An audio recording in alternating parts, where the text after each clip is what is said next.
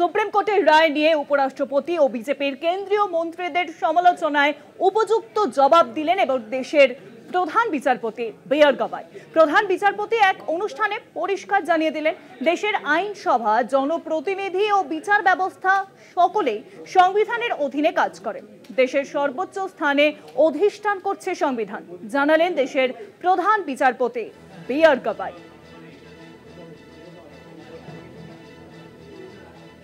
Supreme কোর্টের রায় নিয়ে উপরাষ্ট্রপতি ও বিজেপির কেন্দ্রীয় মন্ত্রীদের সমালোচনার উপযুক্ত জবাব দিলেন এবং দেশের প্রধান বিচারপতি বি.আর. গাভাই। আর এই বিষয়ে এখন নিউজরুমের সঙ্গে রয়েছেন আমাদের প্রতিনিধি পীযূষ কান্তিনাথ। পীযূষ দা, দেখো, সুপ্রিম কোর্টের তামিলনাড়ুর সরকারের যে মামলা, সেই মামলায় কিন্তু যে নির্দেশ জারি করেছিলেন যে রাজ্যপাল এবং রাষ্ট্রপতিকে নির্দিষ্ট সময়ের মধ্যে বিলে স্বাক্ষর করতে হবে, সেটি যেমন সুপ্রিম কোর্টের রায় ছিল।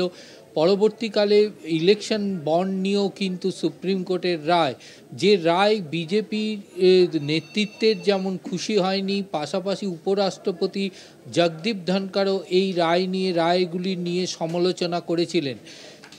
দেশের প্রধানমন্ত্রী নরেন্দ্র মোদী 2024 সালে 75 বছর পূর্তি উপলক্ষে তিনি পরিষ্কার উল্লেখ করেছিলেন যে ভারতীয় সংবিধান ভারতীয় সংসদকে ক্ষমতাকে আরও খর্ব করেছে। সেই কারণের জন্যই 370 ধারার বিলুপ্তি ঘটিয়ে সংসদের ক্ষমতাকে আরও জোরদার করা হয়েছে, এমন মন্তব্য করেছিলেন দেশের প্রধানমন্ত্রী। এবং তিনি সেক্ষেত্রে উল্লেখ করেছিলেন যে সংসদই এখন হচ্ছে সর্বোচ্চ। পাশাপাশি উপরাষ্ট্রপতি জগদীপ ধনখড় সংবিধানকে সামনে রেখে তিনি সংসদকেই সর্বোচ্চ বলে মান্যতা দিয়েছিলেন এবং সেখানে তিনি মন্তব্য করেছিলেন যে সুপ্রিম কোর্টের যে রায়, সেই রায় কখনোই সংসদের যে নির্দেশিকা বা সংসদের যে সিদ্ধান্ত, তা সেখানে সমালোচিত হতে পারে না বা সংসদকে কোনো রকমভাবে নির্দেশিকা জারি করতে পারে না। এছাড়াও কেন্দ্রীয় মন্ত্রী কিরণ রিজিজু কিন্তু সুপ্রিম কোর্টের বিভিন্ন রায় নিয়ে সমালোচনা করেছিলেন।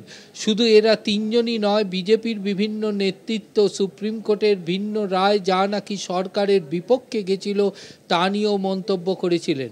এবারে আইনজীবী মহল মনে করছেন দেশের প্রধান বিচারপতি বি.আর. গাভাই একটি অনুষ্ঠানে তিনি পরিষ্কার জানিয়ে দিয়েছেন ভারতবর্ষের সর্বোচ্চ শিখরে অধিষ্ঠান করে ভারতের সংবিধান, ভারতবর্ষের সংসদ, ভারতবর্ষের জনপ্রতিনিধি, ভারতবর্ষের বিচার ব্যবস্থা সমস্ত কিছুই পরিচালিত হয় সংবিধানের দ্বারা।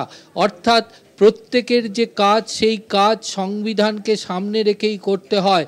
ফলে সেক্ষেত্রে সংসদ প্রথমে নয় বা অন্যান্য জনপ্রতিনিধিরা প্রথমে নয়, প্রথমে সর্বোচ্চ পদে আসীন রয়েছে সংবিধান। ভারতের সংবিধান সংশোধনের অধিকার যেমন সংসদের রয়েছে, কিন্তু সংবিধানের ভিত্তি বা সংবিধানের মূল কাঠামোকে কিন্তু কখনোই এই আইনসভা পরিবর্তন করতে পারে না, এমনটাই মত প্রধান বিচারপতির। প্রধান বিচারপতি আরও পরিষ্কারভাবে জানিয়ে দিয়েছেন দেশের সমস্ত বিচারপতিদের উদ্দেশ্যে। তিনি বলেছেন যে সংবিধানের যে ধারা, উপধারা, যে অনুচ্ছেদগুলি রয়েছে, সেগুলিকে রক্ষা করার দায়িত্ব কিন্তু দেশের বিচারপতিদের। দেশের বিচারপতিরা হচ্ছেন এই সংবিধানের রক্ষাকর্তা। তাদের ওপর যে কর্তব্য এবং দায় বর্তেছে সংবিধান, সেইটিকে বিশেষভাবে রক্ষা করতে হবে। কোনো বিচারপতির কোনো রায় দেবার সময় কখনোই চিন্তা করার প্রয়োজন নেই যে তার রায় নিয়ে কোথায় সমালোচিত হবে।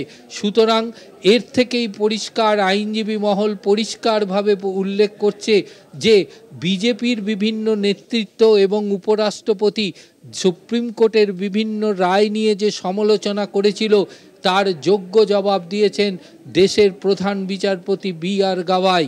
তিনি কিন্তু পরিষ্কার জানিয়ে দিয়েছেন সংবিধানের ক্ষমতা হচ্ছে সর্বোচ্চ, দেশের সর্বোচ্চ অধিষ্ঠান করে সংবিধান।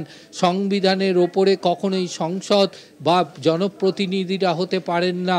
সুতরাং এক্ষেত্রে এটা পরিষ্কার যে তার প্রধান বিচারপতির কালে যে সংবিধানকে সামনে রেখেই যে সুপ্রিম কোর্ট এবং বিচার ব্যবস্থা চলবে তা বলার অপেক্ষা রাখে না, এবং সেই সংবিধানকে সামনে রেখে চলার ক্ষেত্রে যদি সেক্ষেত্রে কেন্দ্রের বিভিন্ন সিদ্ধান্ত বা সংসদে কেন্দ্রের দ্বারা পরিচালিত যদি কোনো সিদ্ধান্ত বিশেষভাবে নাগরিকদের বিপক্ষে যায়, তার কারণ তিনি তার বক্তব্যে এটাও পরিষ্কার করেছেন নাগরিকদের সাংবিধানিক অধিকারকে লঙ্ঘিত হচ্ছে কিনা তা কিন্তু দেখার দায়িত্ব আদালত এবং বিচার ব্যবস্থার।